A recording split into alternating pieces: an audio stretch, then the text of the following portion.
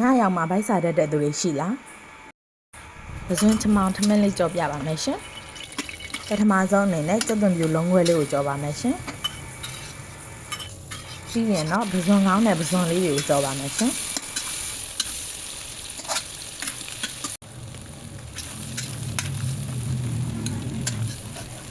ပဇွန်လေးကိုကိုကြိုက်တဲ့အနေထားလေးရောက်ပြီဆိုရင်အစင်သစ်ကြောထားတဲ့ချမောင်ကြော်လေးကိုထည့်ပါမယ်ရှင်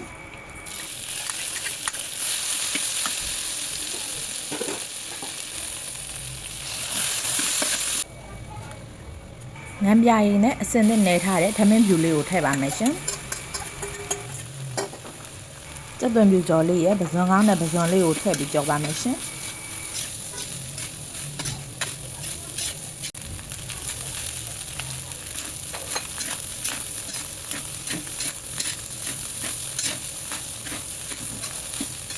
အပေါငန်းလေးမြည်ပြီးငန်းပြာရည်လေးထည့်ပါရှင်ကဲအခုဆိုရင်တော့လွယ်ကူရိုးရှင်းပြီးစားလို့ရတာရှိရဲ့ပဇွန်ချမောင်ထမင်းကြော်လေးရပါပြီရှင်ဗီဒီယိုအဆုံးထိကြည့်ပေးတဲ့အတွက်အားလုံးကိုကျေးဇူးတင်ပါတယ်ရှင်